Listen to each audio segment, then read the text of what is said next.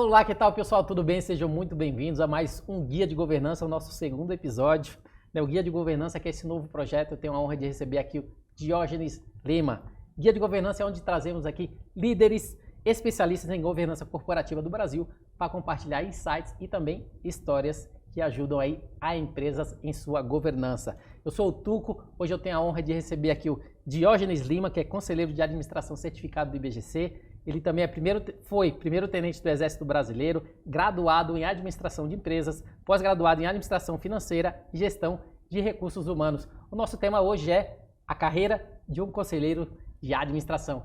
Diógenes, seja muito bem-vindo, muito obrigado por abrir um espaço na sua agenda e me ajudar a fazer mais um episódio. Eu que agradeço. Muito obrigado, Tuco. Obrigado pela oportunidade. Espero que tenha muito sucesso nesse projeto que você está pondo a mão aí, que tudo que você fez sempre foi muito bem sucedido. Então, esse não vai ser diferente. Hoje o nosso tema é falar um pouquinho de carreira, conselheiro de administração, né, que esse é um trabalho que a gente sabe da governança. Faz muito sentido você, né, já vem aí certificado pelo IBGC, atuando como conselheiro. E principalmente o nosso bate-papo falar de carreira, que é um tema que você domina, que a gente sabe, uma carreira de conselheiro não é fácil. Verdade. Porém, antes da gente entrar no nosso tema, eu gostaria até que você pudesse falar um pouquinho da sua carreira profissional. Você hoje é diretor, está à frente na área de negócios comercial e marketing da Novitar Alimentação, que é uma empresa de alimentação empresarial. E antes de entrarmos nesse assunto, você poderia falar um pouquinho para a gente sobre a Novitar, para a gente entender um pouco do seu background e principalmente do que você faz hoje. Legal, obrigado. Bom, daqui a poucos dias eu vai fazer 39 anos de carreira, com carteira assinada, das quais 32 eu trabalho nesse segmento de facility, alimentação e serviços, né? E nos últimos 3 anos eu estou à frente da direção comercial e marketing da Novitar. Novitar é uma empresa nova, uma empresa jovem, mas uma empresa com muito dinamismo, que tem uma equipe muito disposta a trazer novidades, né, como o próprio nome já diz, porque a gente entende que inovação é algo muito complexo, mas novidade, às vezes, aquilo que eu vejo na minha casa, eu posso tentar levar para dentro da empresa e o inverso. Ou às vezes eu estou no shopping, vejo determinadas situações que eu posso levar para a empresa e compartilhar com todo mundo e compartilhar com os nossos clientes, nossos consumidores. Então a Novitar é uma empresa jovem nesse aspecto e uma empresa que quer sempre atender bem os seus clientes. A gente tem um crescimento bastante saudável nos últimos anos, já estamos hoje com 60 clientes, um faturamento já da ordem de 75 milhões. Então, devagar, mas com passos bem firmes, nós estamos caminhando. E qual que é o momento da empresa hoje? Novidades, como é que está esse momento, principalmente pós-pandemia, que a gente sabe que muitas empresas, né, passaram por algumas adversidades. Como é que vocês estão nesse momento e como que vocês preveem um crescimento para os próximos anos? Bom, nesse momento as coisas estão muito melhor do que foi nesses 2 anos, né? Porque esses 2 anos de pandemia, para nosso negócio, foi bastante complexo. Primeiro porque as empresas, de modo geral, deixaram muitas pessoas em home office, principalmente aquelas que não estavam envolvidas no dia a dia da operação dos clientes. Então a gente perdeu aí da ordem de uns 40% de faturamento. Hoje a gente está conseguindo voltar aos números de 2019, em termos de faturamento, mas com novos clientes e não com os mesmos que já existiam. Porque muita gente não voltou, hoje já tem o híbrido, né, já é uma realidade, então tem muita gente ainda fazendo, às vezes na empresa, às vezes em casa, muitas vezes ainda em casa, principalmente a área administrativa. Então hoje o nosso desafio é esse, é de fazer com que a gente consiga ou capturar esses novos colaboradores que estão chegando nas empresas e não vai ser possível através disso somente, vamos ter que crescer mesmo tendo mais novos clientes. Felizmente nessa situação as coisas estão indo bem, claro, agora é normal, final de ano, pós-eleição, sempre tem uma certa calmaria e a gente espera que isso se retome o quanto antes. Esperamos que não volte a ser o Brasil só depois do carnaval. A gente acredita que possa ser antes e é o que a gente aposta. Você foi, como eu falei na sua apresentação, primeiro tenente do Exército Brasileiro, né? Ou seja, a disciplina militar, né? Que é algo que é bastante invejável, né? Você vê muitos profissionais da disciplina militar, a gente vê que são grandes destaques profissionalmente, também porque colocam em prática isso também na sua vida profissional. Como é que essa disciplina militar moldou, principalmente, ou formou o profissional de hoje? Então, na verdade, o pilar, né, do Exército, das Forças Armadas, da Polícia de maneira geral, dos militares, é hierarquia e disciplina. Então, para nós é muito claro, né? Se eu tenho um chefe ou um líder, eu primeiro tenho que ter uma relação muito positiva com ele, não de subordinação ou insubordinação, mas de confiança. Esse é o primeiro ponto. E depois é evidente que quando você tem disciplina, você é capaz de, no bom sentido e em alto nível, discutir pontos, né? Do tipo, essa ordem realmente faz sentido? Isso não está muito claro para mim, você pode repetir? Então, todas essas questões, porque fica parecendo que os militares são bitolados, né? É como se fosse uma ordem condicionada a um cachorro adestrado. Absolutamente não é assim que funciona. Agora, é evidente que em momentos muito graves, né, numa guerra, que eu não tive a oportunidade nunca de participar, espero que não participe, é o fato de que, poxa, se é para baixar, é para baixar. Não dá para você ficar dialogando ali, consensando se abaixa ou não, porque você pode tomar um tiro na cabeça. Então, essa questão de você ter essa disciplina, ela te dá alguns pontos positivos. Autoestima, segurança para poder tomar decisão, e o fato de você ter que dialogar faz com que a tua capacidade de interação também tenha que aumentar. Então, quando eu vim para o segmento privado, isso, de certa forma, não foi nenhum problema para me acostumar com esse dia a dia, que é muito mais leve no aspecto do sim senhor, não senhor, permissão, né? Não tem essa liturgia toda, mas o respeito, a responsabilidade, a admiração pelo chefe ou por aquilo que ele conhece, que ele pode ser o seu líder, ele pode te indicar o melhor caminho, isso é natural. E acho que isso que foi um dos pontos que me ajudou na carreira, na vida privada. Excelente. Falando um pouquinho de carreira, né? Que é um tema que você fala bastante, inclusive no LinkedIn. Principalmente algo que eu gosto muito que você faz no LinkedIn é aquelas pílulas. De incentivo? Pílulas de incentivo, aquilo é muito legal. Você ler, começar o dia e ler aquelas pílulas de incentivo. Muito bacana. Falando de carreira, né? Esse tema que você domina, o que você quer dizer com carreira? Fala pra gente. Na verdade, assim, eu tenho até eu já tinha essa visão, mas tem um livro que eu gosto muito, do Joseph Tepperman, que é o Anticarreira. Mas uma coisa que me chamou a atenção para essa questão de carreira foi lá atrás, quando eu era o tenente Diógenes. Aí eu falei, poxa, eu sou tenente Diógenes, né? Então tem aqui um prefixo, né? Que está dizendo, olha, é mais importante o tenente do que o Diógenes. Aí eu vim para o mercado privado e fui trabalhar na Ticket. Aí eu era o Diógenes da Ticket. Falei, poxa, de novo não sou eu o importante, o importante agora é o sobrenome, né? E eu falei, pô, eu tenho que buscar alguma coisa que identifique a mim, eu ser o protagonista dessa história. E aí eu fui buscar, muito jovem ainda, fui buscar fazer mestrado, fiz mestrado no Mackenzie, acabei não concluindo a dissertação por N razões, mas eu fiz todos os créditos e tudo mais. E aí eu passei a ser um camarada que era em si mesmo professor, então, poxa, era professor de Diógenes, aí é uma coisa única, né? Então pouco importava o que eu era antes e o que eu era depois. E aí eu percebi que eu gostava muito de muitas coisas ao mesmo tempo, sem perder absolutamente o foco naquilo que é o principal. Por exemplo, hoje, a minha principal atividade é ser diretor comercial e marketing da Novità. Mas existem oportunidades que não me desfocam desse negócio, que fazem eu poder ser um conselheiro, faz eu poder ser um mentor de carreira, que dá a oportunidade de eu participar de forma voluntária em algum tipo de associação. Então, essas coisas é que eu chamo de carreira. De modo geral, estruturado, eu acredito que existam 4 carreiras globais, assim, que todos os homens e mulheres podem pensar. Elas podem ser totalmente individualizadas, mas elas podem ser também passo a passo. E aí eu vejo, por exemplo, a carreira do executivo, né? Então, um jovem que está finalizando a faculdade, ou mesmo antes, ele entra numa empresa, ele entra lá como auxiliar administrativo, ou assistente, ou é um estagiário, ou um trainee, ele pode seguir essa carreira de executivo. Ou, às vezes, esse mesmo jovem entrou numa grande empresa de consultoria, né, uma das Big Four, e ele passa a ser um consultor, ele vai crescer lá, júnior, pleno, sênior, e vai ser um responsável por uma área de consultoria. E, ao mesmo tempo, dessas 2 grandes áreas, ele pode ser professor, ele pode ser um professor de um curso de pós-graduação, de uma graduação, ele pode, eventualmente, ser conselheiro num determinado estágio da sua vida, porque a gente pode imaginar que conselheiro é fácil, mas não é uma tarefa fácil. Hoje, no Brasil, a gente tem conseguido, felizmente, democratizar um pouco mais do que apenas o IBGC, porque o IBGC é uma grande escola, uma escola que formou muitos bons e competentes conselheiros, mas é evidente que nem todo mundo e nem todas as empresas serão B3, nem todas as empresas serão mercado novo. Então precisa realmente ter conselheiros para empresas médias, empresas até pequenas, às vezes familiares, que precisam desse aconselhamento para poder mudar de patamar, para poder crescer, para poder se desenvolver. Então esse pode ser a 3ª carreira que a gente costuma dizer. E o camarada que foi professor a vida inteira, ele pode ser a 4ª carreira. Então, de modo geral, carreiras, para mim, está envolvido a isso tudo aí, que você pode ter aí vários pratos fazendo girar para que eles não caiam.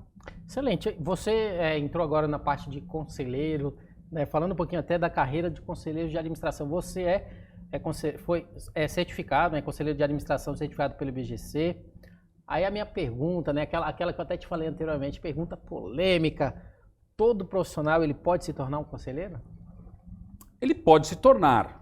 Agora, é evidente que tem algumas características que são muito importantes, que é muito diferente de ser um executivo. Como o próprio nome já diz a palavra, né, executivo é aquele camarada que põe a mão na massa.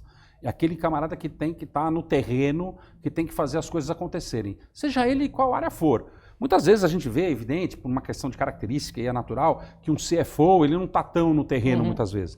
Mas ele precisa estar cheirando as coisas ali. Porque os números, eles nem sempre dizem tudo que eles podem dizer. Né? E você estando no terreno, você conversando com as pessoas, você entendendo os clientes, entendendo o mercado, você pode ter muito mais oportunidade de contribuição do que simplesmente estando lá no ar-condicionado. Isso vale para todos os executivos de modo geral. Mas o executivo executa. O conselheiro é o grande desafio, é saber o que fazer, mas não poder fazer.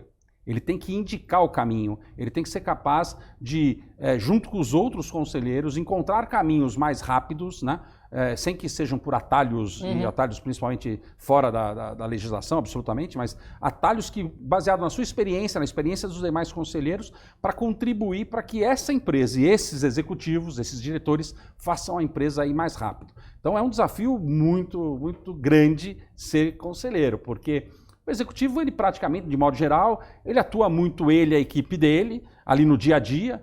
O conselheiro não, o conselheiro está olhando mais de fora, né? Eu tenho uma frase que eu gosto muito, que é do filme O Advogado do Diabo, bem no final, quando o Al Pacino comenta que a coisa que ele mais gosta no ser humano, né? O diabo mais gosta do ser humano é a vaidade. E nesse ínterim ele fala sobre a questão de que Deus não é tão sério assim na cabeça dele, porque olhe, mas não pegue.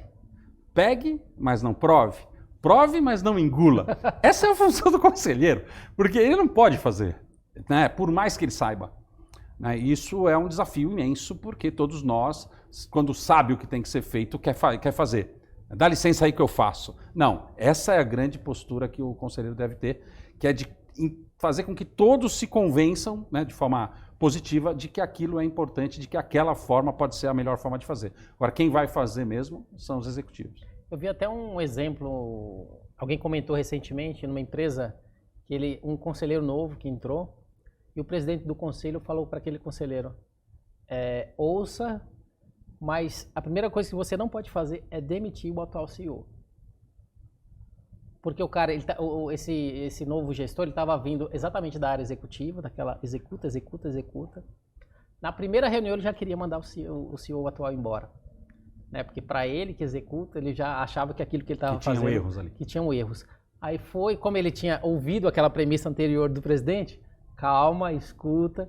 Depois de um tempo, é que ele foi que entender que se ele tivesse feito isso lá atrás, ele estaria errado. Então é aquele negócio que a gente fala, diferença de mindset. Sair da vida executiva, de executor, para conselheiro. E no caso de perfil, a gente sabe assim, existe alguma restrição ou perfil específico que a pessoa, infelizmente, a gente pode pensar, pô, isso aqui, por enquanto, não que ele não possa chegar lá, não possa estudar, não possa aprender, mas tem algum perfil que talvez não tenha um fit para ser alguém que vai defender uma tese e tomar decisão no conselho?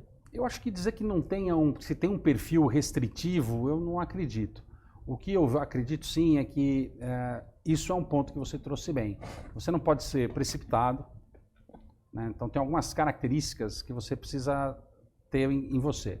Então não ser precipitado, se embasar muito para tomar a decisão, então tem que estudar muito. Pensar que o conselheiro vai lá uma vez por mês e que ele fica lá 5 horas, 8 horas, 10 horas numa reunião, mas o quanto ele se prepara para essa reunião é absurdamente grande. Senão, ele chega muito vendido sobre os pontos. O que eu acho que tem um perfil que a maioria das pessoas buscam é quem foi CFO, ou quem é CFO. Por quê? Porque tudo está muito conectado à questão da governança, e dentro da governança está muito na questão da auditoria, da controladoria, da questão do balanço, da contabilidade, que é algo muito importante e fundamental para a empresa. Então, quando a gente pensa, como eu falei lá atrás, numa situação de B3, é óbvio que profissionais com essa visão mais, entre aspas, né, sem depreciação nenhuma, de balanço, ele tem um peso maior para o mercado. Mas, na verdade, o que eu entendo como o melhor modelo é o modelo onde você tem uma maior diversidade dentro dos conselheiros. Você tem pessoas que têm essa visão, esse conhecimento do número, do analítico, daquilo que está acontecendo, mas você tem pessoas que provoquem a inovação, que questionem as questões da evolução dos seres humanos, ali a questão do desenvolvimento organizacional e humano, de você ter pessoas que pensem no negócio, pensem nos clientes, né? E aí você precisa ter um grupo de pessoas diversas. Por isso que, na minha visão, os conselhos consultivos, ele passa a ter uma visão mais estratégica hoje, não em detrimento do conselho de administração, mas é capaz até que nas empresas do futuro tenha um conselho de administração e um conselho consultivo. Porque o consultivo está mais ali perto do terreno, está mais ali perto do negócio, né? Muito mais focado na coisa do, entre aspas, o dia a dia, sem executar, porque quem executa é o executivo. Mas numa visão menos estruturada do que é um conselho de administração, que aí tem muitas regras, muitas políticas, muitas normativas, que pode ser transferida para o conselho consultivo, mas que se isso acontecer, vai engessar. É mais ou menos como você pensar numa startup, para algumas coisas que você precisa para a sua empresa. Se você pegar aquela startup que está do lado de fora, com dinamismo, com isenção, com uma certa verba para fazer, e colocar dentro de casa como um departamento, seguramente aquela startup, aquele departamento não vai dar certo. Então, eu acho que essa questão do mais engessado, menos engessado, sempre dentro da normativa, sempre dentro da ética, da moral, isso tem que ser feito. Acho que o conselho, quando você tem aqueles 3 perfis, extremamente pessimista, que é aquele que briga mais, nunca dá certo para ele, nunca tá bom. Mas quando você tem aquele também extremamente otimista, né, que para ele tudo pode, tudo dá, olha para fora, vê mercado, tenta trazer oportunidades. E quando você tem aquele que é o especialista, que entende da área do negócio, daquele tipo modelo de negócio. Esse, em tese, é o melhor dos mundos, né? Você juntou tudo aquilo que é bom. E é esse o outro desafio do conselheiro, que é como é que eu defendo as minhas ideias, né? Sem com isso criar atritos. Evidente, atritos, isso sempre vai existir. O conflito saudável, ele tem que existir. Eu brinco sempre que até a água parada empodrece. E isso acontece nas empresas também. Então, 0 conflito, algum problema tem na sua empresa. Muito conflito, tem problema também. Então, os conflitos de inteligência, né, que eu sempre falo, eu discuto ideias, eu não discuto pessoas. Eu posso aqui ter uma briga absurda contigo, discutir uma ideia. Mas vamos sair daqui, nós vamos tomar chopp, nós vamos se divertir, nós vamos continuar amigos. Porque o que eu estou discutindo é a ideia, uma ideia que é diferente da sua. Isso no conselho tem que existir isso, tem que ser saudável. E muitas vezes o conselho é uma questão de você ganhar a confiança, a credibilidade do outro conselheiro, para que aquele assunto que você está entendendo que é defensável, que é importante para a empresa, passe a ser importante para todos. Do mesmo jeito que em algum momento você cede, né, dentro dos princípios todos de ética, moral e tudo mais, os outros também vão ceder. O poder da persuasão aí é importantíssimo. Por isso você tem que estar preparado. Sempre tem que estar preparado. É evidente que os C-levels e os CEOs, de modo geral, eles acabam dentro da carreira de executivo tendo essa preparação, vamos dizer assim, porque eles são meio forjados, né? Imagina, eu tive a oportunidade, eu sou C-level desde 98, então está indo para 24 anos que eu sento no board das empresas. Então é óbvio que as reuniões que eu participo não são reuniõezinhas para falar como é que está o sabor do chá. Então tem pressão, tem chamada, né? Tem puxão de orelha e está tudo certo. E se não tem, às vezes está errado. Não é numa reunião não ter, faz tudo bem. Agora, nunca ter puxão de orelha, a empresa está super bem, ela nunca pode melhorar, não pode evoluir, isso está errado. Então, por isso que o C-Level acaba tendo esse trampolim mais fácil, ou um caminho mais aplainado para ser um conselheiro, seja de administração ou consultivo. Uma vez que a gente falou dessa mudança de mindset, executivo, conselheiro, como é que você tem que trabalhar, talvez, para essa mudança de mindset? Como preparar o profissional em relação a essa necessidade de saber que agora ele não executa, ele só aconselha? Que tipo de preparação talvez é importante ele fazer para ter essa mudança e principalmente começar a atuar? Porque senão vai acontecer aquilo que eu te falei. Nesse exemplo que eu te dei foi o tempo, né? Com o tempo ele foi mudando, senão ele tinha mandado o cara lá atrás. Mas se ele já talvez não faz um shift de imediato, pode ser que ele tenha um problema ele sentando no conselho naquele momento se ele atuar nessa parte só de execução. Eu acho que hoje, diferente do passado, tem algumas escolas, não é uma só, tem várias escolas que acabam fazendo o curso de formação de conselheiros. Eu não vou citar nenhuma aqui por uma questão de ética e tal, eu sou professor de uma delas, mas o que eu vejo é isso. Primeiro, buscar esse aperfeiçoamento, de entender o que é a função do conselheiro. O que a gente está falando aqui dá um certo norte, mas disso a você ser efetivamente um conselheiro vai uma distância. Um outro ponto positivo que, felizmente, com todas as grandes problemáticas que ocorreu no mundo, né, e não só no Brasil, principalmente lá fora, nos Estados Unidos, né, com Emerald, com Parmalat, isso foi bom. Por quê? Porque antes os conselheiros eram os notáveis. Então você pegava lá um ex-presidente do Banco do Brasil, continua tendo a sua importância e vai continuar fazendo parte de um conselho, principalmente das grandes empresas, né? Mas também teve oportunidade para o Diógenes. Sim. E tem oportunidade para outras pessoas, tem oportunidade, né, para o Tuco. Então, isso foi uma grande mudança, um ponto positivo, porque as empresas já não estão mais querendo só os notáveis. Os notáveis, às vezes, pode ser que tenha um ali importante. Poxa, eu tenho aqui no meu board um camarada XYZ. Por outro lado, também, às vezes, existem algumas tentativas de, vamos chamar assim, de modernização demais do conselho. Tem que tomar um cuidado, porque o conselho, de modo geral, não que ele tenha que ser assim, mas de modo geral ele tem uma estrutura conservadora.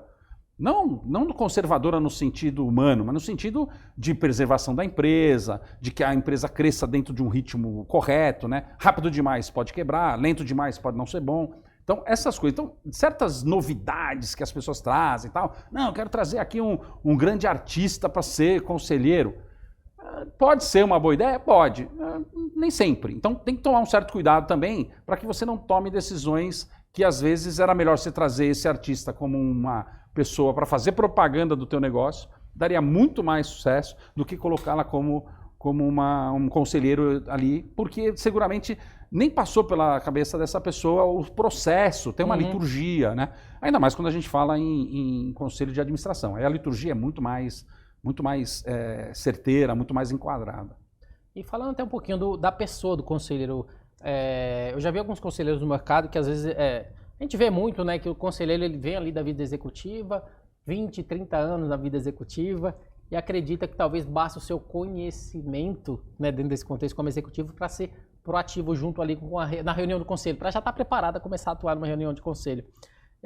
Mas falando exatamente nisso, como que o profissional ele pode realmente ser proativo em uma reunião de conselho, operacionalizar talvez o seu pensamento, eu acho que isso é mais importante em defendendo aquela tese, de uma maneira que esse pensamento estratégico, ao defender essa tese, aconteça. Bom, é assim, a experiência é muito importante para quem está no conselho, né? Poxa, como é que você vai aconselhar alguém se você nunca teve a oportunidade de passar por aquilo? É evidente que nem tudo o que acontece no conselho, um conselheiro em particular passou. Mas, como não é um conselheiro só, né, o ideal é mínimo 5, múltiplos não, são números ímpares, você vai ter mais pessoas que vai subsidiar as suas informações e o seu conhecimento, seja ele para mais ou para te colocar na medida certa. Então, esse é um ponto. Outro ponto que eu acho que é importante, quando você traz isso de mudar a imagem, de mudar o pensamento, o quanto eu vou contribuir, mas não é mais uma contribuição que eu consigo executar. Eu preciso fazer uma passagem daquilo que eu penso para aquilo que o outro vai fazer, né?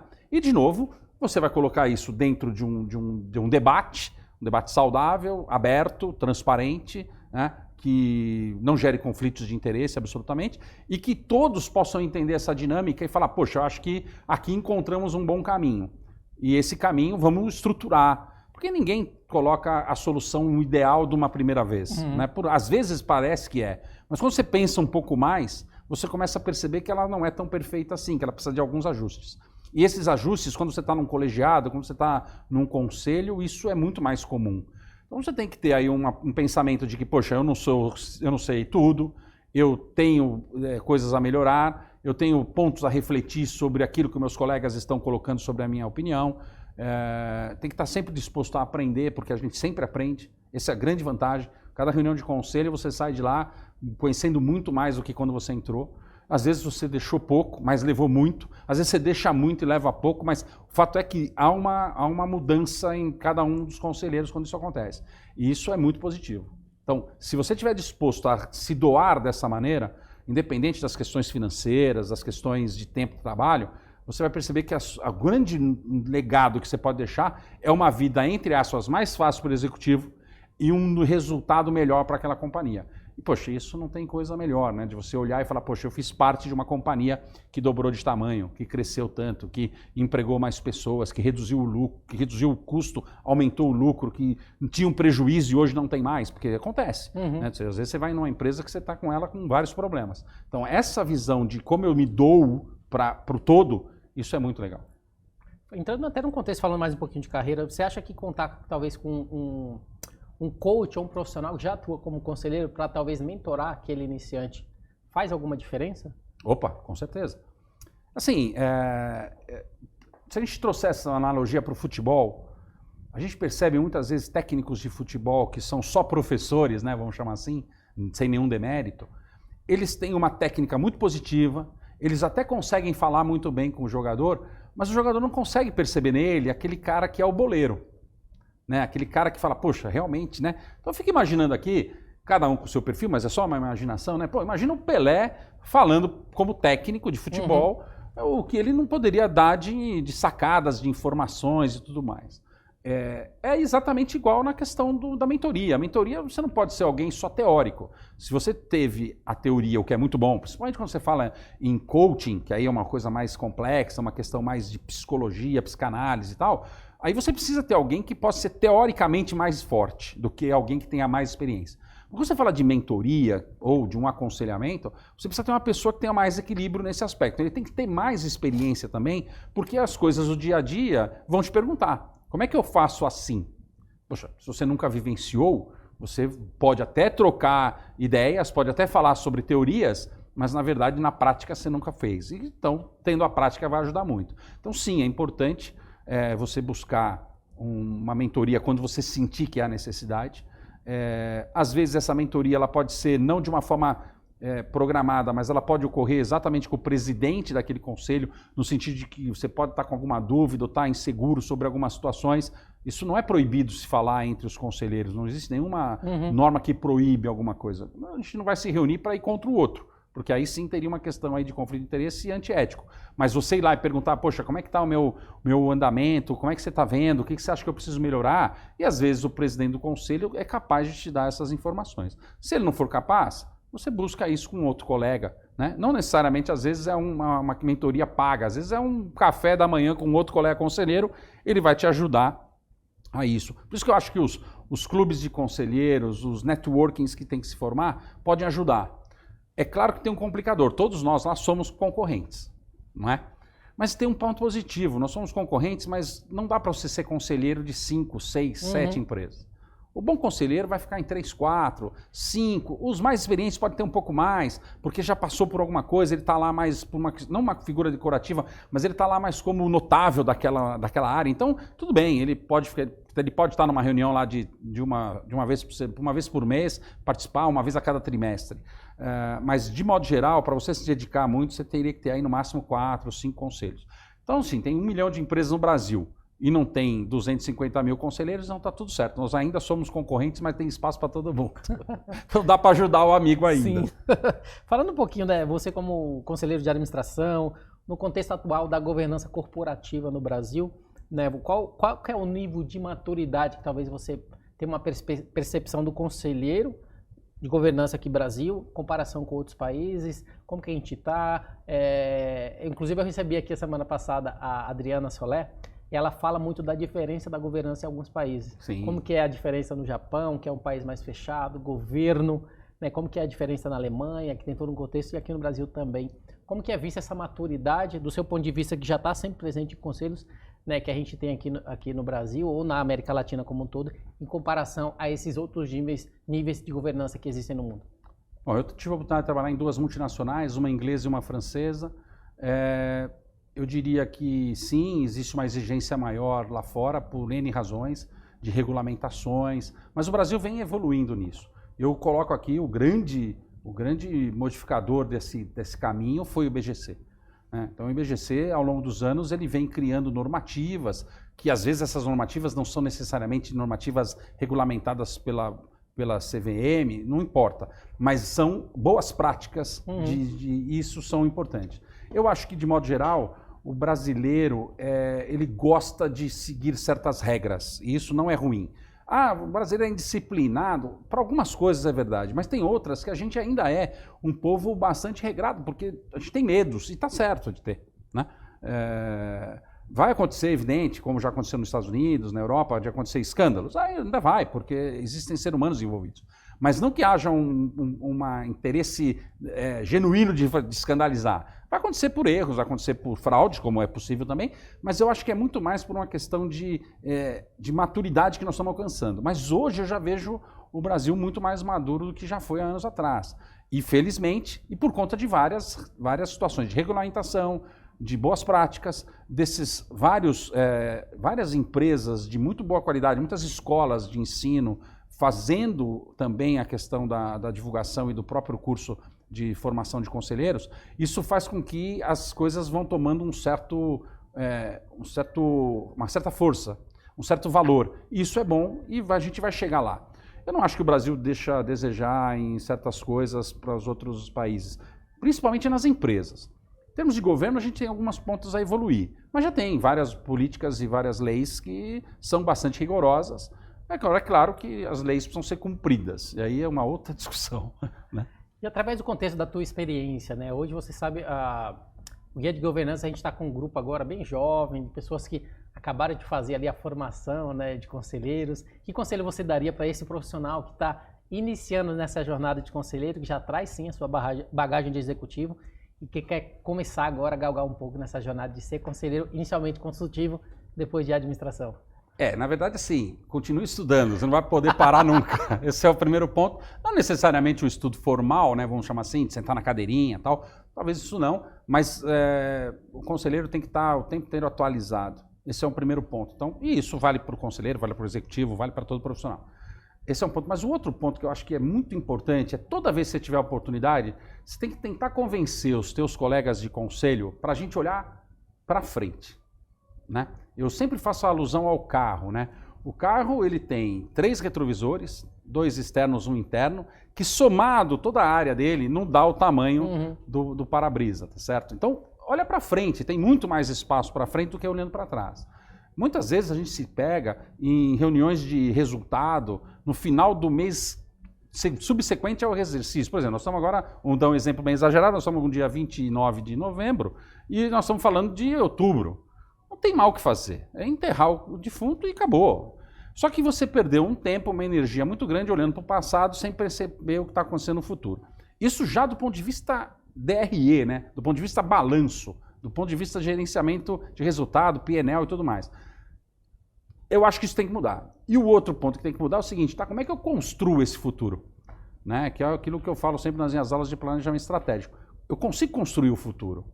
Não se trata de um passe de mágica, nada. Construir o futuro é pensar em como nós, empresa, estaremos daqui a X tempo com as coisas que nós temos hoje.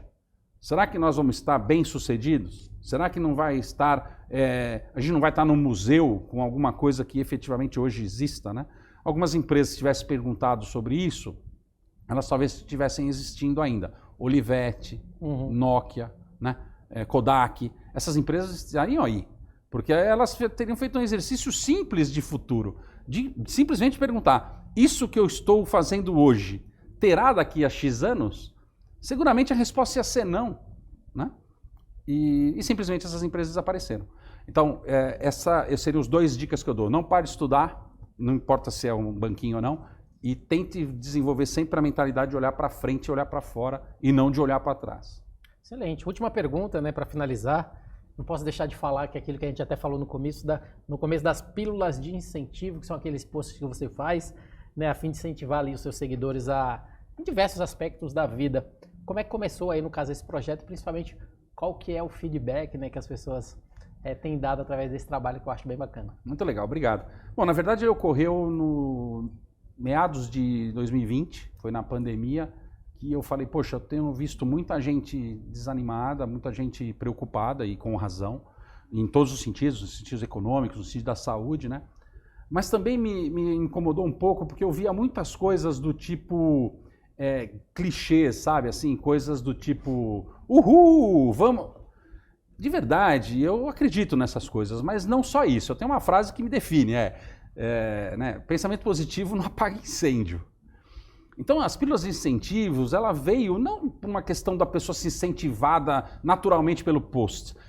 Ela tem que se incentivar por aquilo que ela vai refletir sobre ele. Né? E não também sobre um exame de consciência, se eu estou fazendo certo ou errado, absolutamente. Mas que ele vê aquilo e fala, pô, pera um pouquinho, isso aqui eu não estou fazendo. Então, se eu não estou fazendo, e ele concordar com aquilo que está escrito lá, ele precisa se mexer para fazer. É mais ou menos o seguinte, está pegando fogo, vou sair daqui, vou pegar um balde e vou apagar. É isso que foi a tentativa. Os feedbacks são sempre muito bons, né? Eu não vou citar o nome, mas eu tenho um amigo que fez IBGC comigo, e um belo dia eu vi lá no LinkedIn que ele tinha saído da empresa que ele estava. E ele estava muito bem, anunciou e tal. Pô, cara, o que houve?